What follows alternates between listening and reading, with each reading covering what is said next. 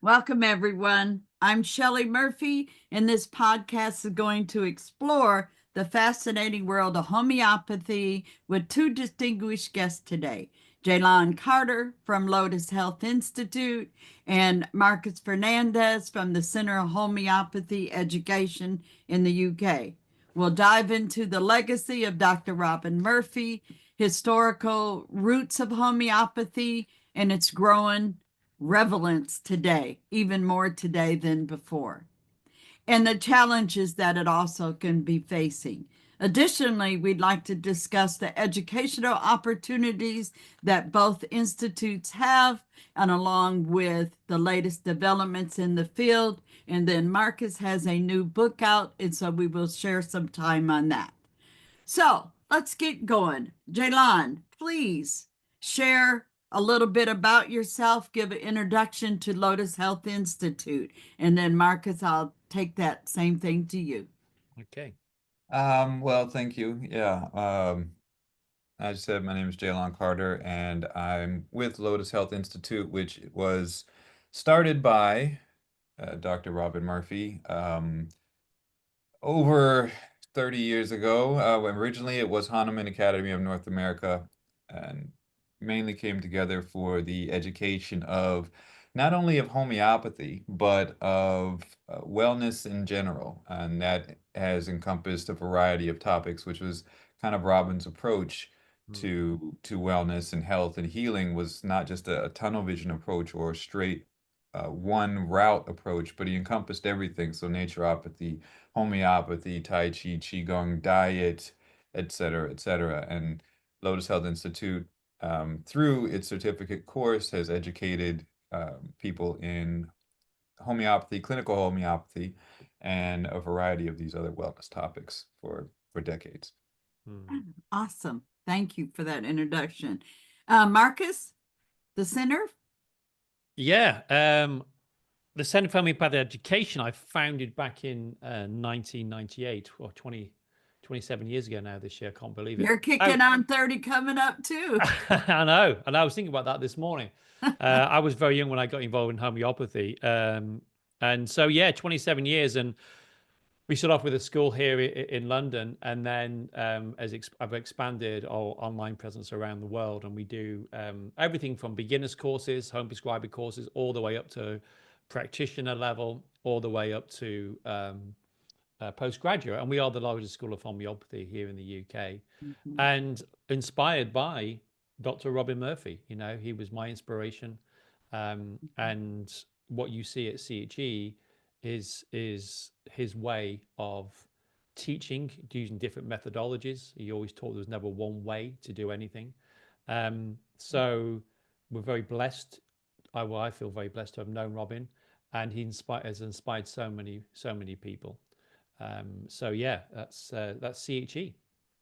So for both of the organizations, um, people can take online courses, they can order items and things. And Jay, at Lotus Health, what's available for the public to be able to access? And I'm gonna say online because right now we're in that arena for a lot of things online. Right. So, Robin left a library of lectures that make up the certificate course. So there's over 40 lectures that are available, and these are lectures that range between 9 hours to, on average, 9 to 12 hours long. So very comprehensive lectures that would normally took place over 2-day weekend lectures. So we used to travel around the country or go to different countries and do these two-day lectures. And so it's on a variety of topics. So we've got, lecture series on keynotes, clinical philosophy and practice, specialized topics that are for children's care, women's care, gastroenterology, these types of things. And so those are available even outside of the course. So anyone interested in these specific topics can just take that course, and they're available for streaming access conveniently through a mobile app, and they're just instant access online. to do that, as well as some of the books by Robin. Of course, what he's most known for is his repertory, the meta repertory, Hmm. and the Materia Medica. Yeah, Yes, thank you. those right there. Um, and so those books are available, as well as several other books. And going forward, going to get some more of the Qigong back available. Right now, there's just some of the music is available, but going to get some of the videos back Great. available as well. And Marcus, for the center, online education material, Yeah, what's yeah, absolutely. available Yes. for So folks? we have classroom-based training. So we have a 4-year part-time course or a 2-year fast track. So yeah, we do it in both in London and exactly the same training online. And we have a variety of different teachers, different all different types of homeopathy that we teach it. But it is homeopathy. That is the focus, and people get the licentiate, which is the license to practice. So we have many people all over the world, and I still think it's important as well for us to have a mixture of classroom that people can come in person, especially after the pandemic and COVID. It's people want that human connection as well, but also the training online. People who can't access homeopathy from different parts of the world. When we have a student who's about to graduate, who's in Nepal, and he's in a village in Nepal, and he's just treating his all his village. So that's the great thing about technology now, is that we can, homeopathy can reach people where they would not normally years ago being able to access high quality homeopathic training. Absolutely. So right now, and Marcus, I'm going to throw this to you. For people that might not know or have familiar, are unfamiliar with homeopathy, what is homeopathy? Good And, question. and how does it differ from conventional medicine?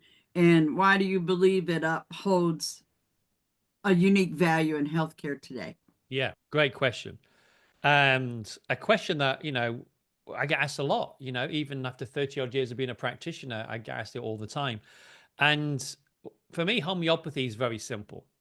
And this is what I mean. I just want to say that Robin was my teacher, my mentor, Mhm. my friend. He inspired anything you see with me with homeopathy comes from Robin. So I just wanted to say that and put that out there, because it's very true. And one thing Robin did teach me was to keep it simple. And Very. he was absolutely right. Homeopathy is simple. We can complicate it, but basically, homeopathy is the law of similars, which means if you take something in a large amount, it can cause symptoms. In a small amount, it can cure it. So an example of that is chopping up an onion. If you chop an onion up, your eyes water, your nose runs. Well, we use onion in a very diluted form for people suffering from hay fever symptoms or colds, where their eyes are streaming and the nose is running. So homeopathy is very simple. Nature has given everything that we need. So in our book, we talked about the materia medica. We got over 3,000 remedies. Another good example is kefir, or coffee. So again, if you drink a lot of coffee, you can get very agitated, very anxious, racing around. You can't sleep, get insomnia. Well, we use coffee, called kefir, as a homeopathic remedy for people who are suffering from those symptoms, who haven't drank coffee, who maybe just be very stressed. So this is the beautiful thing about homeopathy: it is simple. And I love things that are simple. To me, if it's simple, it means it's truthful. It's truthful. And all we're doing with the remedies is stimulating the body to heal itself, because Mhm. all the natural healing wisdom we're ever going to need is within us. You've already got it. Health is innate. And what the remedies do, it's not, and this is the difference between allopathic medicine and homeopathy. With allopathic medicine, it's about controlling, suppressing the symptoms. Right. And I always use the analogy of a car dashboard. If the oil light flashes on your car, it means there's something wrong in the engine. But if Right. you just take the bulb out or just suppress the symptoms, there's still a problem in the engine, and the car's going to break down 2 or 3 miles down the road. What we do in homeopathy, we go into the engine, we fix the problem, and the light goes off by itself. Right. So it's very much about stimulating the body to heal itself. Those remedies, like a key to a lock. If you get the right remedy, the right key, that stimulates the body, own healing wisdom, to start working. But the difference is, and we can talk about this later, is you don't need to keep taking it like an allopathic drug. it's like turning a key on the ignition of a car. I know a lot of cars are electric now, but when you used to turn the ignition on the car and the engine would start, you don't keep turning the ignition. If you do, you hear a horrible scraping sound because the engine's already running. It's staying with the remedies. You give the remedy, it stimulates the body to start the healing process. So Yes. I don't know if that's a clear explanation. No, that's a clear explanation. And I'm going to throw this one at Jay, which is going to be a little unexpected. But you Uh-oh. know, we have heard over years, 30 some years, more than 30 some years, like cures like. Yeah. And you've heard Robin talk about that. And I don't know if he knows this, but I remember when Robin came home from school. Jay's a baby at this time. And he basically, and I'm tying this into what you just said, basically about suppressing it. He said, "You're killing your kid," you know. And I was giving him cough medicine. Right. And he said, "Have you ever read that label?" And it says suppressant right on the label, but we're not thinking about that. So when he had allergies and whatever, and I'm giving him this cough medicine, I'm actually suppressing it all the time.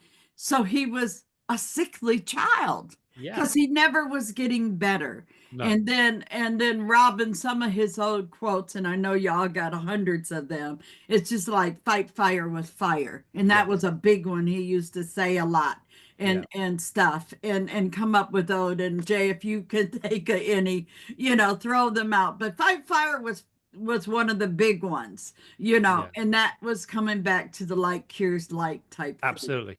and Absolutely. stuff. So I don't know, Jay, if you have any that you can remember, because he was really good about coming up with these old quirky things. Yeah, it was great. Well, there was a lot of he would pull some of those similarities out of our common lexicon. So like you said, like fight fire with fire. Yeah. There was the old use the hair of the dog that bit you Yeah. type Yes. thing. There was the trope um in cartoons when we grew up, right? People would they get hit on the head, they lose their memory. You hit them on the head again, they bring the memory back. And so we had this, this was in our, Yeah. you know, our lexicon, but it's just he would connect those dots there and say, Yeah. Which is funny, which coming back to it being simple. And that's what I think, and you can correct me if I'm incorrect. This study of homeopathy starts with Samuel Hahnemann, but if Yeah. I want to say it was in the 1850s, maybe he was. It was earlier than that. Yeah, it was earlier. Really? Than that. Yeah. Okay. I think he wrote his first treat what do you call it? Treatise. Is it treatise? treatise. Yeah. Treatise. I think it was like 17. I'm trying to think what the date. I'm not very good with dates. I think it was about 1795. I think the first thing he wrote, because he was a medical doctor. Hahnemann was a medical doctor, and he turned his back on medicine because he was seeing all the side effects, which was going on at the time. Because remember, in those days, they were using things like mercury for syphilis and Bleeding bleeding people and doing Right. some horrible things. But also, people were dying from the treatments. So especially with the mercury poison that was going on. So Yes.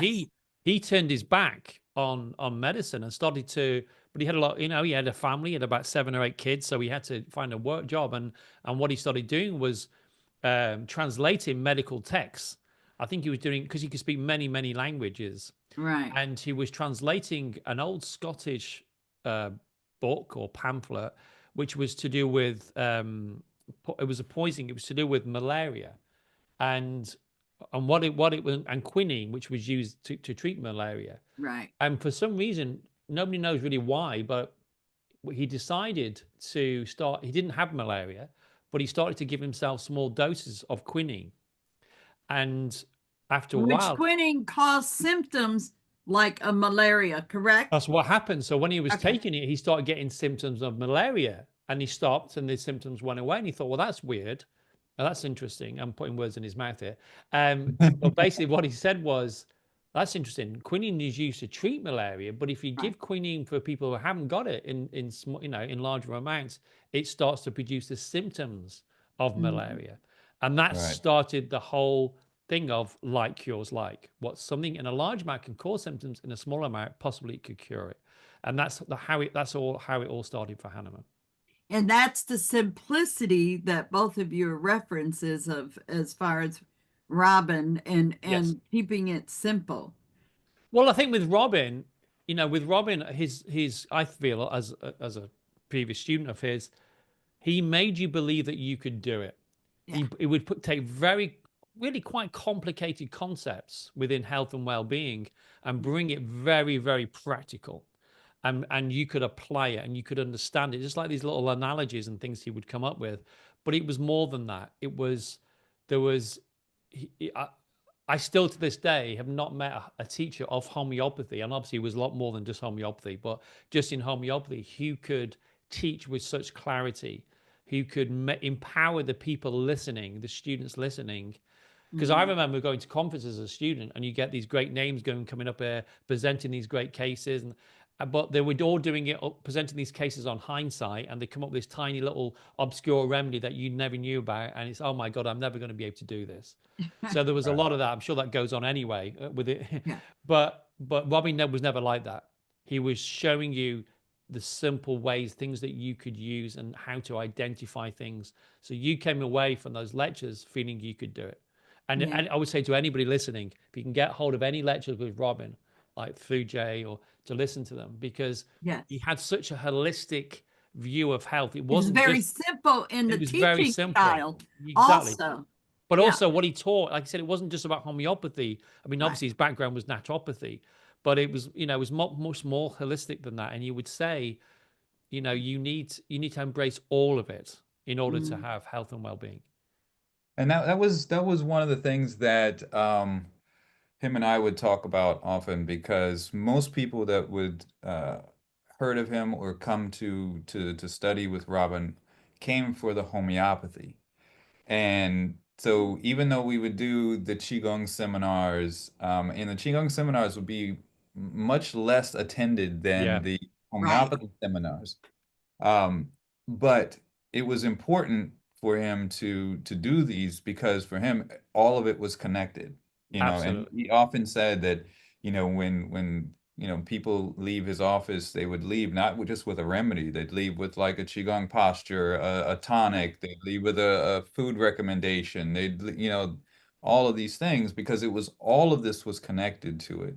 And so, he would keep putting out these things that were not specifically homeopathy, like the qigong stuff, like the herbal Yeah, tonics, like the Oh, the superfood stuff, breathing the and breathing, and yes. all of these things, knowing that a lot of people, at least the homeopaths, are kind of gonna, pull themselves away from it, because they just want the materia medica The stuff. treatment and then and the They things. want that. They didn't want the whole thing, but for him, it was important to present the whole absolutely. thing. Yeah, And one thing on Marcus, you're talking about the way his way of teaching. It was very visual, and that yeah, was one of the ways that he would say, as far as how to remember things, is to form these pictures. And so he spoke very visually on purpose. yeah. Sometimes he'd be very exaggerated in the way he said things or his Yeah. facial expressions, but he did that on purpose so that Mhm. you'd get the image in your mind of that keynote, that symptom, or that remedy, so that you would remember that. And that was done intentionally. Yeah. But also with Robin, sorry, and just to finish that point with Robin, I think as a teacher, it wasn't just the words he was saying, it was what was behind those words. Right. And there was something where, and I know I'm not alone, because I used to obviously come into London, I'd organize these seminars for them, and you'd have 200-300 people at these seminars, Right. and they would come from all over, like come over from Europe, come over from Egypt, come over to London. And it was almost like those 2 days. In fact, somebody reminded me of this recently. It was like a transcendental experience. And that is no exaggeration. Now, it was, like I said, it wasn't just about the words. He was tapping into something which was very universal. Um, and it would, yeah, I mean, again, I'm not exaggerating. It would transcend something when you were there in those lectures. And But you also want to think about it, and attended, hundreds of these things. Well, I say hundreds, and listened to his tapes and everything. And I love the fact that the audio, the cassette, Yeah. and just thinking of the time and where we're at now. But I also think in the teachings, a lot of times the people that were in those audiences weren't practitioners. No. They were, I'm going to say, family members or this. They're not looking to treat or set up a No. practice. So Right. so his teaching came across that tapped into whoever you were. It didn't Yes. matter Yeah. if you were there to take care of yourself and your family, or if you were going to take clients to help others. And Mm. so that was another technique in the style that he was talking to whoever was there. Somebody always could relate it right back to them. And I Absolutely. might not be explaining that right, but I think y'all get what Yeah. I'm saying. So Right. so let's move to, why do you think Let homeopathy? me say one Oh, go one thing. ahead. As far as like when Marcus said, if anyone, gets a chance to listen to any of the Listen. lectures, you'll understand what we're talking about, and how the material is presented. On the Lotus Health Institute site, we have a podcast, and right now there's about 20 different episodes, and these are all excerpts from the lectures themselves. So to get a sense Yeah. of how Robin teaches and how he speaks, and Mhm. people can go there and listen to those for free. So Yeah. you can Highly have a sense recommend of that. that idea. I'm sorry? Yeah. Definitely. I'd Yeah. highly recommend it. Absolutely. Yeah. Yeah. Absolutely. So Jay, just to follow up, and I'm going to ask both of you the same question. Why do you feel homeopathy is probably particular more important right now or during these times and in the world, and especially with the increasing focus of holistic and what they and I'm always not happy to say alternative Right. medicine Yeah. because it's another one of Robin's. And for the audience, Robin passed away November 17th, 2021. So when we're speaking about him, we're speaking about basically his legacy as well and our Mm. involvements and interactions with him. So why do y'all think it is, and I'll throw it to Jay first, why is it important that people should tap in to homeopathy now in 2025? Well, I would say that, it's choice is a big thing. Availability of care is a big thing. We know, especially in the United States, the cost of healthcare is very prohibitive for a majority of people. And so this, to me, this is why not just the homeopathy, but all of the wellness practices, all the different things that Robin taught is very critical now Mhm. than ever before, because the cost of getting treatment, getting some sort of attention is so high. We just saw in the news recently, it was one of the major insurance companies in the United States had suddenly said that they were going to um, stop paying for anesthesia mid-surgery if it was more than they thought they should get. How do you do that? And so they ultimately, there was an outcry, and then ultimately they reversed that decision. But the fact that that is being thought about or possible puts someone who may need that care in a tight space. So Yeah. having alternatives, having, whether it's preventative care, whether it's some natural care, is Mhm. very important, just for your own safety and your own health. So I think these things are vital. Great point. Yeah. Marcus, do you have? Yeah. Well, for me, again, I've been a practitioner for 30 odd years. I've never seen a time like we're in now. Mhm. And it started really with the pandemic. That changed a lot for people around the world. They suddenly I think most people, I can only speak probably for the people in the UK, but we have a national health system where it's free at the point of service. That people always thought that if the worst case happened with their health, the doctors or the medicine would be able to help them. And what happened in the pandemic it's like there was no, for that first year, there was no offer of vaccine. There was nothing. All you were told to do was keep in your house and wear a mask if you went out. Right. Right. And that really was shocked. overwhelmed. Yeah, I know. Yeah. And that really shocked people to the core. They suddenly thought, shit, we're on our own here, right? Right. We're on our own here. And what we did at CHE, we had a home prescriber course, a 5-hour video. We used to sell it as a course. And I said to the team, let's give this away for free, because I could see a lot of people, especially with kids and families, really freaking out, looking for, there must be We're something in else I can panic. do. Yeah, panic. Right. What's something I can do? Which you do when you've got kids. That's what it means, your number one thing.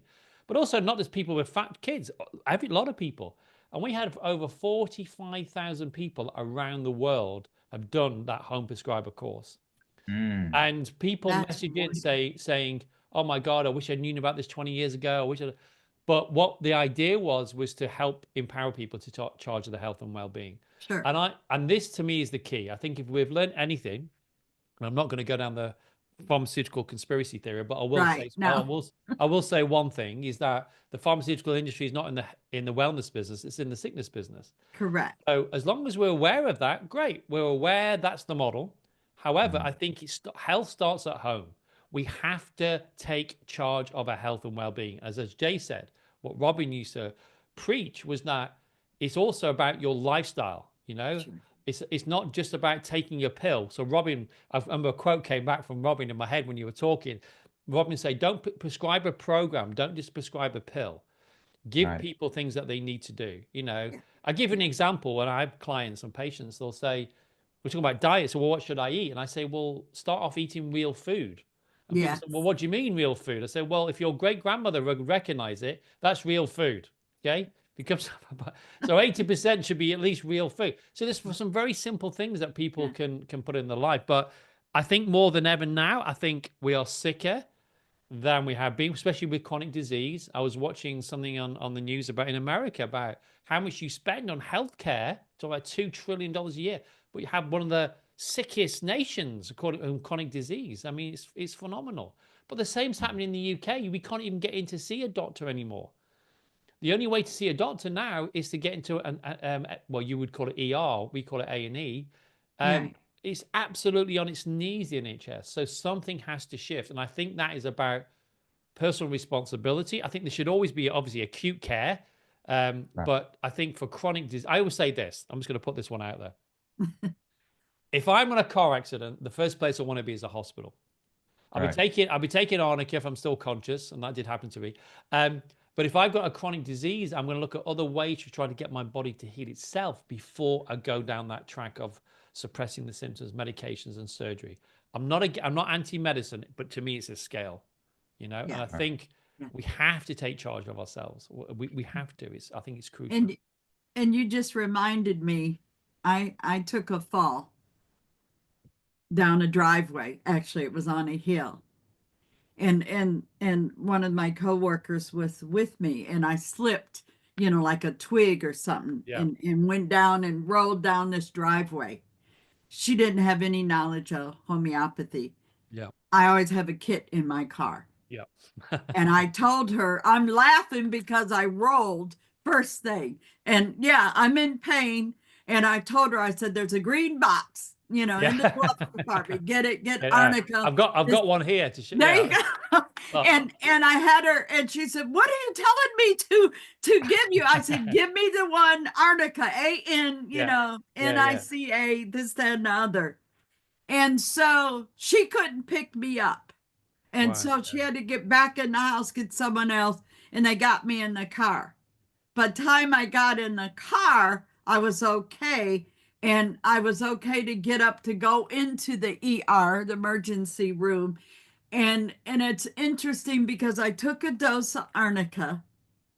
And at that point, and this was actually going to do my case study that I was going to submit to Robin, to get the certificate, because the pain was gone. I only felt the tightness of the sprain that happened. And I wanted to explain that based on experience. But then I had the ER doctor saying, you're going to do this, you're going to take this, and you're going to feel this pain. Yeah. It was gone, you guys. And I'm not saying it's this miracle or whatever. So what I want to bring here was what makes up a homeopathic remedy, and to give the audience so they understand we're not talking about drugs here. No, no. And so if you will share a little bit about what they're made up of. And I don't want to just say minerals or herbs or whatever it is. So, well, let me show this kit that you talk about. there you go. Little kits, you can get them in the States, you can get them anywhere in the world now. Yes. And each of those are homeopathic remedies. They're in our drugstores now, and some drugstores. Are they? Yeah. Some of them, some of them, yeah. Yeah. So let me just get a remedy here. So let's just take out arnica. So and you can see arnica there. I'm just going to hold it up. So it's got the there you go. You see that? I don't know if you can see it. Yeah, just turn it. There you go. There you go. That's arnica 30C. So 30C is like what's called potency. It was like the strength of the remedy. And 30C, and there's all different potencies: 6C, 30C, 200C, and goes beyond that. But really, if you're just going to start out home prescribing, it's good to start off with like a middle of the road, like a 30C, which in these remedy kits. And so arnica there. So the way that arnica is made, is what you want me to explain this, how it's made and what makes it homeopathic? Well, sure. So basically, what Hahnemann was doing when he started making the remedies, as I mentioned before, he was very conscious of the effect of drugs was having on people at the time, the medications that would be given by the allopathic physicians, which was actually causing more problems than the actual disease. So what he started doing with the homeopathy, he started to dilute the medicine. So this one here is arnica, which is made from a plant which grows on the side of mountains. And he started to, so what he would do is make a tincture, herbal tincture out of this. So we get some arnica leaves or plant, put it in alcohol, let the alcohol draw out and so he's got like a herbal tincture, what's called a tincture. And then he'd take 1 drop of that and put it into like a little test tube into 99 parts of alcohol. And then what he would do with the test tube is what's called succussion. So he'd bang the bottom of the test tube on a hard surface, bang it, say 100 times. They then take 1 drop of that and put it into another 99 parts of alcohol and succuss it. So each time he did that, you go up a potency. So 1 would be 1C, which means like 1 in 100. Yeah. Then you take 1 drop into the next one, that's 2C. Take 1 drop of that mixture, where it's getting diluted now, into another 99 parts of 3C. So in a 30C potency, he's done it, all those times. It's like, it's gone up to 30. So why alcohol? Because alcohol helps pull out for the first thing, it pulls out the tincture, the mother tincture. And then that's what he uses as a sterile solution. He used the alcohol. I think it really probably more to be being sterile than anything else. You said plants and minerals. There's plants, there's remedies made out of plants, there's remedy made out of minerals, there's plants made out of poisons, like snake venoms and, everything you can think of. Sunlight. There's all sorts of things that people have that be made out of.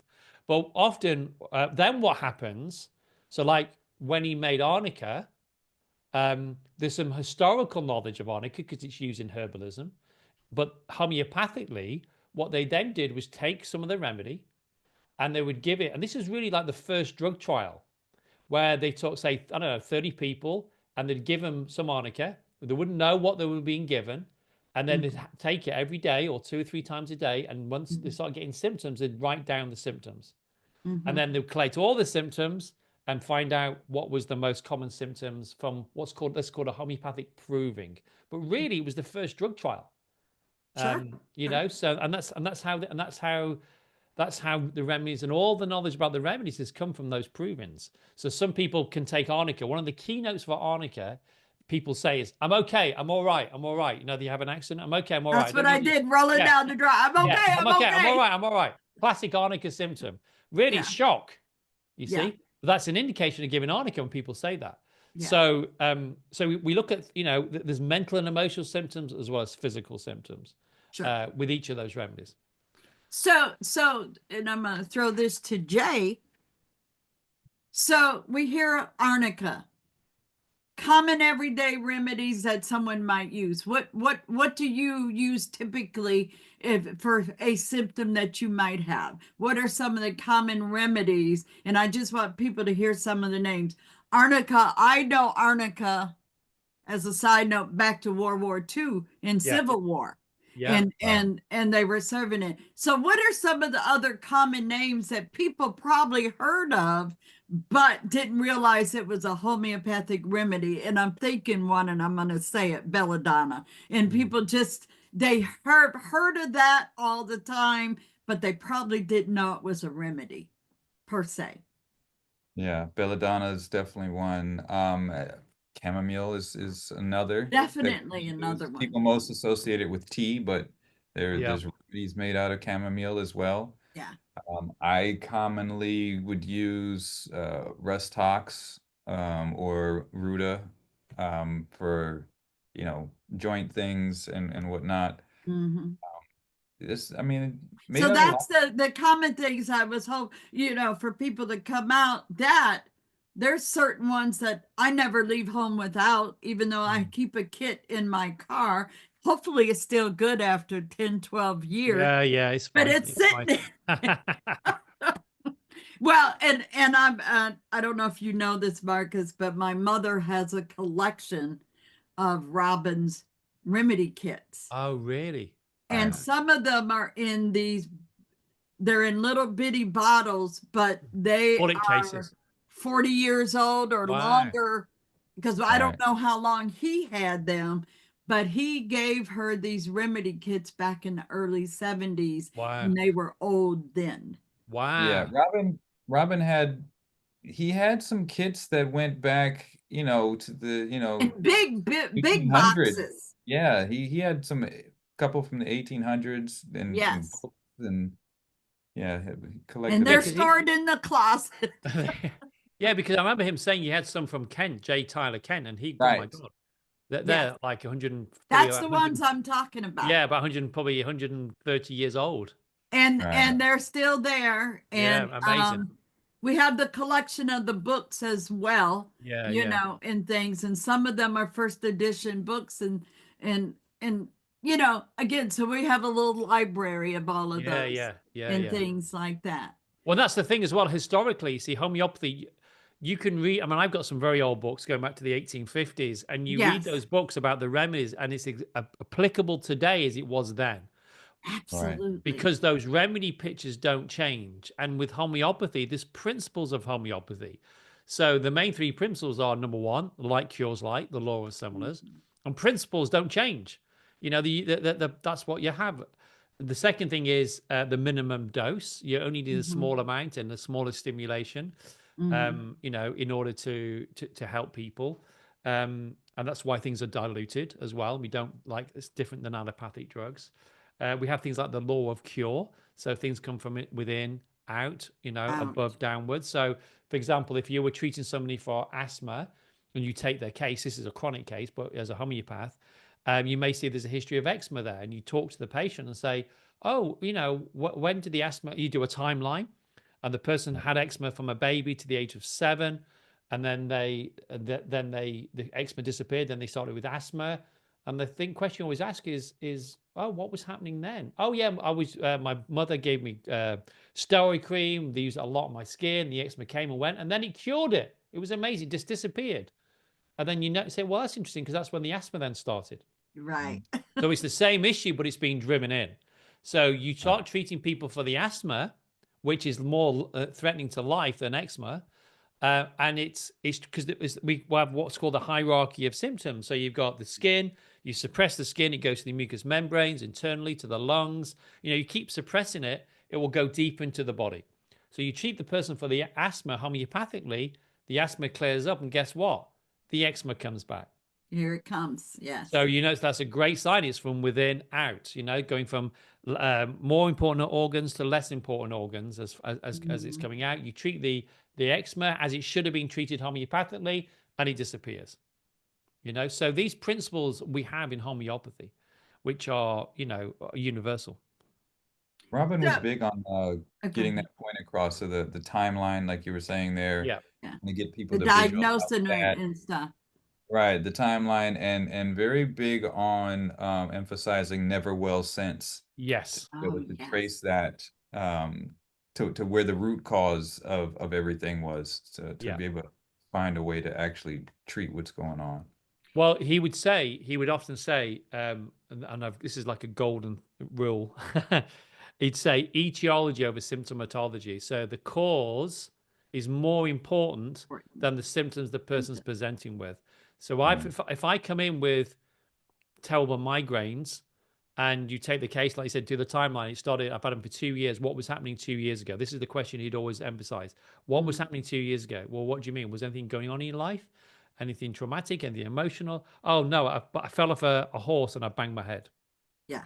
So that's the cause. That's the etiology. That's the Yeah. cause. You go straight for that, like arnica. Even though it happened 2 years ago, you would Doesn't give the matter. remedy that was indicated at the time. You could ignore the symptom. When I say ignore, you wouldn't take the symptoms of the migraine. You don't need to prescribe on that. You need to prescribe on the cause. They've never been well since a bang on the head.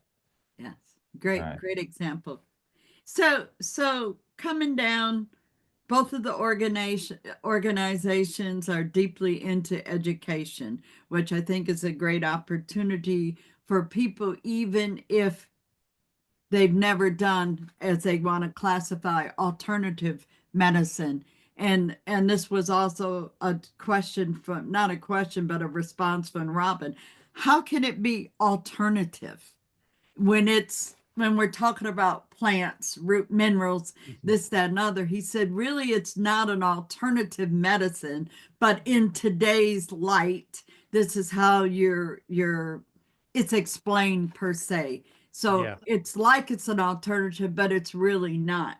So as you both have these online and in-person type educational opportunities for people, if people wanted to become a practitioner or learn more, do both of you, for both of the organizations, are there beginner courses, I'm going to say, online, or what would you recommend for someone to do? And then Marcus will go to your book. So Jay, what would be one of the course that's offered from Lotus Health Institute? Would that be for a beginner, or somebody already with knowledge, or it doesn't matter? Well, there would be, I would say, some of the more, I would call them more the foundational courses, like homeopathic prescribing, uh, Okay. maybe some acute prescribing Mm, types of things. The first levels of like philosophy and practice, or those types Mhm. of things. If you're going into a course like nervous disorders or anything like that, it's going to assume you have some That understanding of basic homeopathy foundation. already. Yeah. Right. So going from starting, you would want to look at things like acute yeah. Mhm. First aid. prescribing, homeopathic Yeah. prescribing, those Mm, things. Um, and so that's where I would say people would Okay. start. Now, the course itself is over 500 hours of over 40 different topics. And so it's a very comprehensive, mm, self-paced, Mhm. self-study remote course. So that's a bigger commitment, right? But mm. people can jump in But wherever. anybody can do this, and at Yeah. any Yeah, age. sure, sure, Okay. sure, Okay, sure. Marcus, on your Yeah. courses that you have, and I've Well, attended some of your courses, by the way. thank you. And yes, I mean, I yeah, suppose the only difference. I mean, listen, I'm always gonna look. I'm always gonna recommend anything by Robin. So everything that Jay just right, said, I'm gonna say, guys, just do it. I'm gonna. I can't help it. yeah, But as for CHE, yeah, I mean, the main thing really for beginners we offer is the home prescriber course online. We do in class, but obviously people aren't in London if they're different parts of the world. It's still free. I'm still giving it for free because I want people to use it and to learn just the basics. And hmm, it's a basic course. It's like 5 hours, very basic. hmm, But it does cover first aid. It covers common remedies, things that you can use with your kids and the family. And so yeah, so that's free, but that's just our gift, my gift to the world of people sure. to introduce them to homeopathy. So a point, and you just mentioned kids. Is homeopathy safe for children? I know folks have heard me say with Jay. Absolutely. And again, my kids grew up with it because Yeah. this is Robin, coming from school, and all of a sudden we're getting exposed to a whole new world. And again, in the 70s and things. Yeah. And also our diets changed throughout our whole family as Yeah. But well. it did. Yeah. And so it was a huge impact. But not only was it just on the family, that community, our neighborhood, and Mm. his friends and our friends all had an awareness of these remedies. So Robin was kind of like a go-to, Oh, yeah. Yeah. and during these times. So is it safe for children to take? Shall I say? Yeah, I mean, absolutely. I mean, I Yes. I ran a mother and baby clinic for many, many years in London, Okay. with treating babies. I've treated pregnant women, young Hmm. babies, toddlers. Yeah, I mean, it's fantastic. And actually, kids respond really well because they have a very strong vitality. So, you see kids, when you're treating them, and they'll spike these fevers Hmm. and really, and it can be scary, as a parent, as a parent, it's always in the middle of the night. It's always like 2 o'clock in the morning, and they're spiking these Yeah. fevers. But that's when remedies are so effective, and you'll see them. You give the remedy, and it can break the fever. Yeah. You just see a huge shift, or the teething, or they've got colic. I remember, even though I'd run a mother and baby clinic for many years, when I had my son, my first child, Jimmy, Mhm. and he was only probably a week old or 2 weeks old, and it was the middle of the night. Emma was asleep. He had terrible colic, and I was trying to rock him with the colic, Mhm. and he was in so much pain. And when your child's in pain, your baby's in pain, you'll do anything to help Sure. them.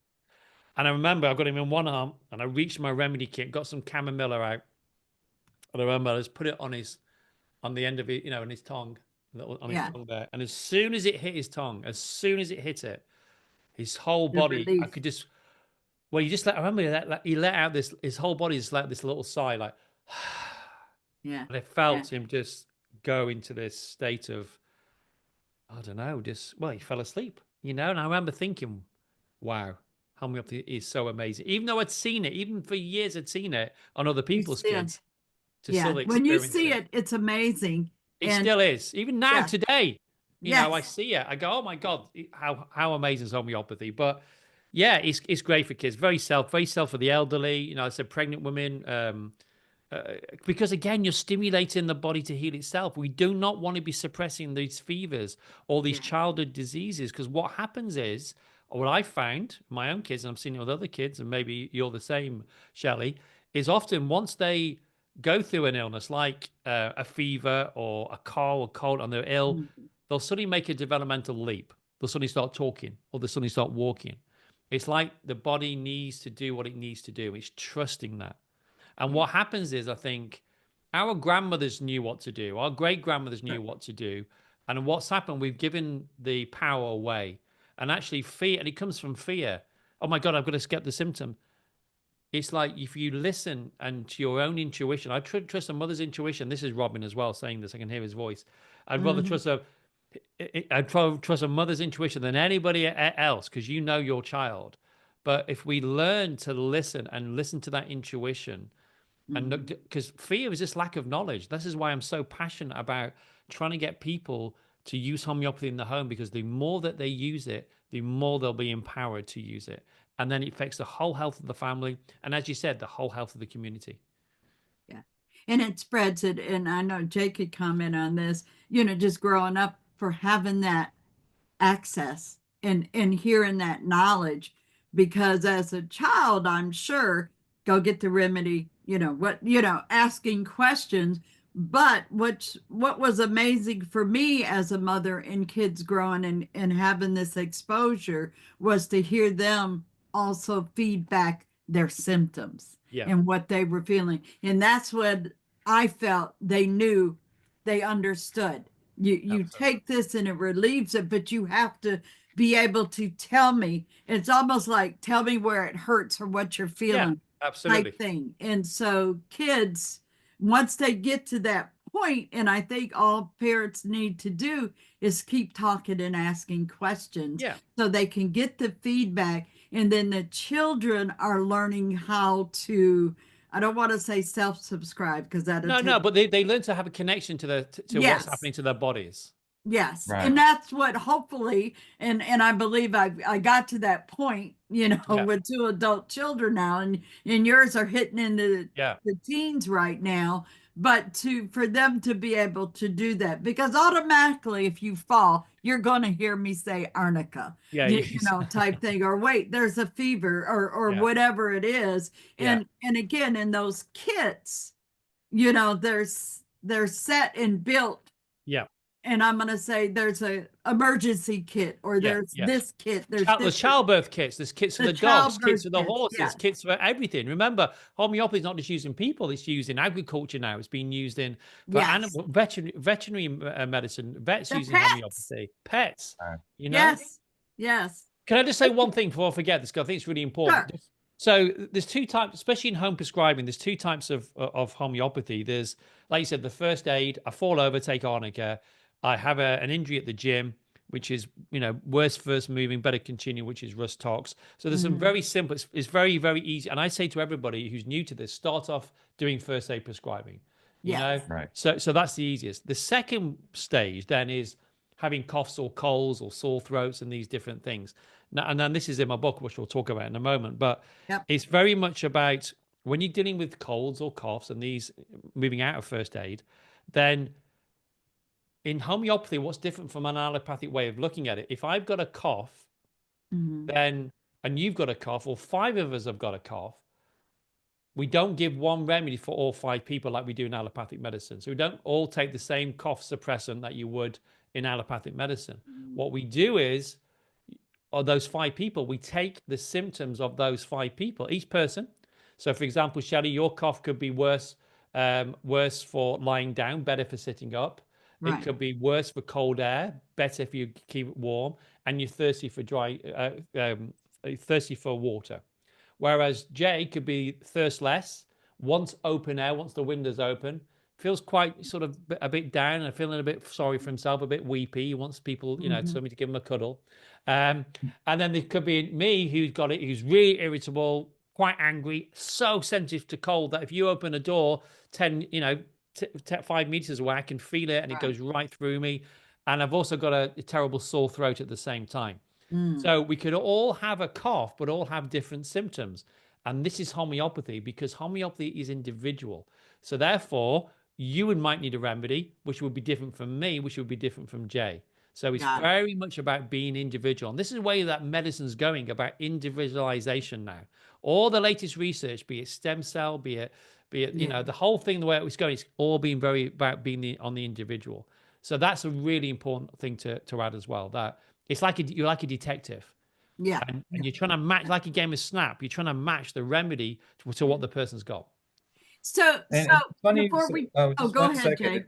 It's funny you say that because there was an article recently, and I shared it on the social media for Lotus Health, where they were researchers were looking individually as far as blood tests were concerned. This recently came out, and they were able to use AI to Yeah, analyze the data and this and that, and they were realizing that what's normal in the blood test for one person may not be the same range for someone else.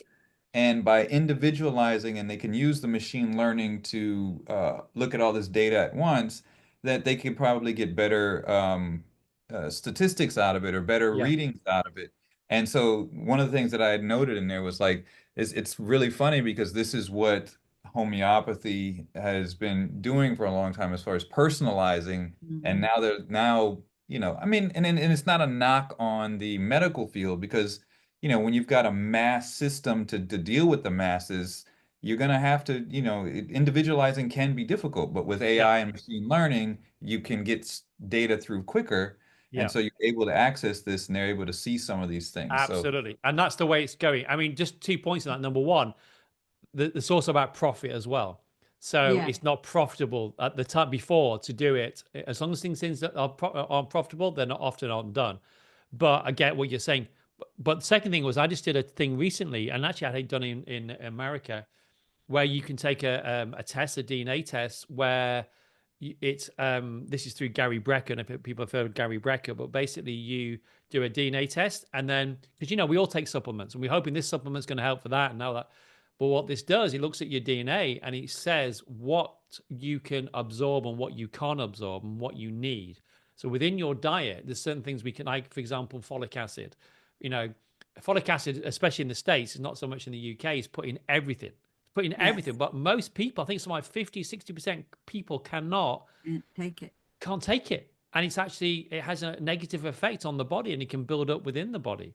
So what this test does is go through your DNA and your genetics basically, and says which supplement you can absorb and what you need, the way that you methylate. It's called methylation, the way that you methylate substances within the body. So I'm going to check into that, and I've heard of that. Yeah. And there are DNA tests that do that, and I know of one which is 23andMe, and stuff. And so, but I'll have another conversation with you on Well, that. they're based in Florida, based in Florida. Yes. So Yes. really good. And there is something that Robin did umpteen years ago, and it had to do with we were actually in a session, and actually it was in Florida, but they were going through for you. I think it was almost like taking a medical history on yourself.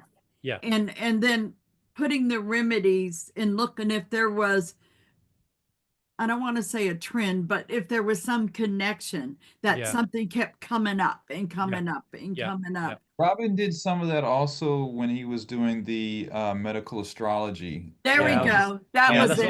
I was coming to my mind, when he was talking. Right, he was doing the when he made the chronobiology charts. Yes. Yes. Thank you.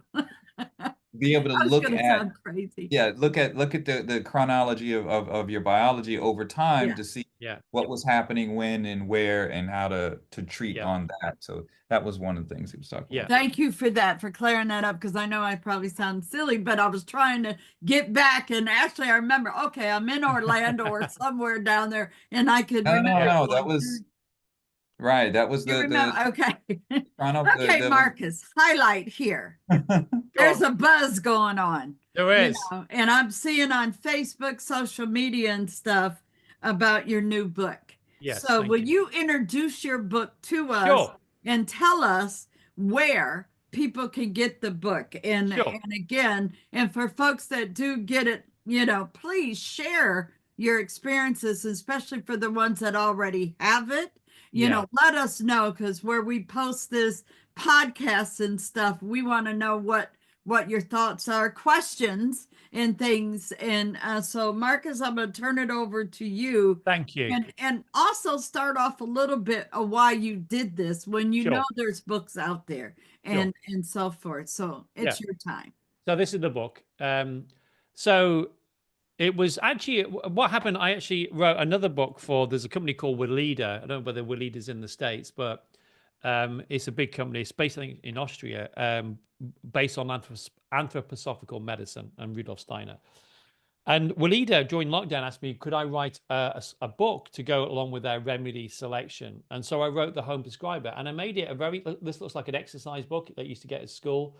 A very basic book. I even got my kids to do little drawings in it as well. They did little you can see that little drawings. Oh, cute. And people loved it. It was a very simple guide, because the thing about homeopathy, like I was saying, what Robin did, we made it simple. It can be very complicated. And a lot of I'm not knocking any of the books out there on sort of first aid or beginner's guides books, but sometimes it can overcomplicate it. So I want to make a book that is really simple, that, again, the average person can pick it up, use it. That's all I'm interested in, if they can use it. Right. And, I didn't want, particularly this first book, I didn't want it just on a bookshelf. I wanted it in people's drawers. I want people to draw on it, write on it, tea stains on it. I wanted it to be a book that people could use. Anyway, then after, it was last year, September 2023, Hay House contacted me, which has always been one of my favorite publishers, really good around personal development. And they contacted me and said, would I come in? They were really interested about me writing a book for them. So I went in to see them, and it was really interesting because the first book I ever bought before I started my homeopathy course was a book called How to Heal Your Body by Louise Hay. And Hay House was set up by Louise Hay. And as I walked in there in the offices in London, that was the first book I saw. When I walked in, there was that little book. I thought, this is interesting. I've come full circle, 30 odd years, I've come full circle. And every single book in there I've got on my shelf, you know, people like Deepak Chopra and people, all different people. So yeah, we had a meeting with them and they said, look, we really want to get behind homeopathy. The CEO, Michelle, she got all remedies out of her bag. She uses homeopathy, which was great. And they said, would you write a book based on home prescribing in the home, but expand it? And I said, yeah. And I said, I'd love to put some home remedies in there, things you can get in the kitchen cupboard, which again goes back to Robin's philosophy of more naturopathic things. And so that's what happened. So I sat down and wrote it. And again, it's just really a collection of A to Z of common complaints, everything from start off with acne, ACNE, all the way to warts and verrucas. And what I did was just really distill down, not, for example, each, let's say, chilblains, you know, chilblains that people get on their feet or hands. A little explanation, and then the top sort of 4 or 5 remedies that are associated. And I've highlighted what's called keynotes. And again, Robin was very big on keynotes. And what keynotes are, because with the remedies, it can get very confusing. If people have tried this, you know, somebody's got chilblains or somebody's got a cough, and you take the symptoms down and explain how to take the symptoms of the person or of you, and then you go into the book and find which remedy. But what's important is looking for the keynotes. And what keynotes are of a remedy is like if you play 3 notes on a piano of a song, if you play 3 notes, then you'd recognize that song. So this is what I put in here, the keynotes. You only need 3 keynotes in order to prescribe acutely. So it's really trying to emphasize that. And again, you know, just so people can start using homeopathy and use it in their homes. And that's pretty much it. That's pretty much the book. And I will say for myself, even though I have familiarity with remedies and homeopathy, the simple use of the reading was for me. Great. And so, in other words, I understand if I'm reading about arnica, now it's banked in my head. You know, even though I knew of the remedies, but I like how you guys laid this book out. Because you could walk through it. And Jay, I will bring one to you when I see you next month. And so, but it's interesting that, and I shared with this earlier before we went on recording, was I didn't know there was so many of my friends that were familiar with homeopathy and saying I ordered the book, this, that, and other. So again, congratulations on it. Thank you. And where can people, they can do the Amazon, they can you can get it on, you can get it on Amazon. If you go to my website, and I can give you this, you can share it with people, Marcus-Fernandez.com. Because you can buy it in Barnes and Noble in the state. You can buy it all over the world. It's because it's a major publisher. Because Hay House, the week I signed my book deal, they got bought out by Penguin Random House. So we're familiar with Penguin in the States. Yeah. And Random House is pretty big, I think. Isn't it? Random. So so you can get it all over the world, Australia, America, all over the world, or you can get it on Amazon. But I see you can get it from Barnes and Noble and all those famous bookstores in America. But if you do get it and you do like it, please put a review on Amazon because it just helps the algorithm so more people get exposed to it. Listen, all I want is people to use homeopathy. That's all I want. That's all I want. Just use it. So as we close this out, one thing that we didn't really get into, and I just want to share for the audience, and Marcus, you showed the kit. So people can buy a kit or they can buy individual remedies. That's right. They can get it in health food stores, online, and so forth. But what I want people to understand is those little bottles, and you explained, you know, doses and stuff like that, are usually $5 or $6. You know, so I'm talking about the affordability of the use of this and bringing it back to you taking care of yourself and helping yourself, especially during these times right now. And I want to also throw to Jay, you mentioned keynotes. Is that something that is available on the Lotus Health site? Isn't there a keynote book or something that Robin did that you have, or the Right. Lotus Health Institute? So I wanted you to share with that. Right. So there is the Keynote Materia Medica that Okay. is available on the site, and then there are also 4 Keynote Materia Medica lectures Okay. um, that are, like I said, they're probably 10 hours each, so it's pretty extensive Mm, Mhm. lecture. But yeah, both of those are available on the site. So, and I will comment the fact that for the audience that there's a women's care, there's emergency, first aid emergency, there's All right. children. So there's a realm from between both of these sites, the Center for Homeopathy Education and also Lotus Health uh, Institute, that you're going to find something that is appealing for you and for your family. And absolutely. so, one last thing for you guys as we close this out, a final reflection. If there's one thing you want people to walk away with, and again, Marcus, you've remarked more than once about for people to use it, Yes. and stuff. But if there's a walk away thing you want people to really know, the books there, the institutes are there. What would you Yes. guys send people with? And Marcus, I'll throw it to you first. Yeah. I think that the thing that I want people to really take away from all this that I've talked about as well is you've already got it. You Mhm, know, you've already got that healing wisdom. It is within you. It is innate. mhm, It's all you've got to do is tap into it. And to me, that is incredibly empowering. Because most mhm, time I say to people, people come to see me and they've been through a lot, and often they come to see a homeopath. It's like at the end of the line, they've tried everything else, and you're like the last resort. And I often say with people, you're not broken, you're perfect. Who you are is perfect. mhm, And all that healing wisdom you're ever going to need is within you. And all we've got to do is just tap into it and let the body. Now, that can take time in chronic cases, because if you're born here and you're here now, like, you're age 46 and you've gone through different things, yeah. we just got to go back through and treat you. But each time those layers are removed, especially in chronic disease, you'll get an increase in vitality as those symptoms start to disappear. So I just want people to know that you have got it. It is within you, Mhm, but you've just got to tap into that and cultivate that. And again, back to Robin, who would always talk about, well, once you're, you need to cultivate vitality. And this is where the Qigong came in and the diet came mhm, in and all these Mhm. things, is that we have to start taking charge of ourselves and of our yeah. lives in that way. And it's not just about taking a pill, whether it's a remedy or allopathic. It Mhm, is also the other stuff. It's about, we need to be able to cultivate vitality. mhm. So Mhm. great. Jay, what would you want people to take away?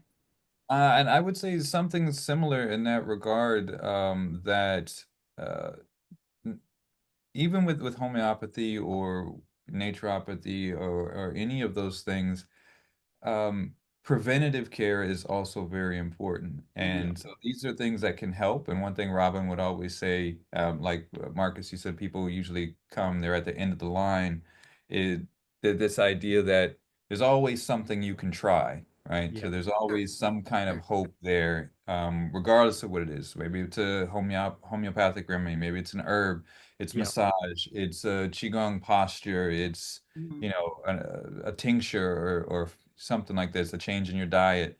There's always something there. And so couple that with preventative care to not even get to that point. mhm, And that comes with the taking charge of your health and treating yourself at home. And it's empowering for people. And I think that's what we're going to need more and more going forward. That preventative care and that home care when it gets to a point where you might need some help. Absolutely. Well said to both of you.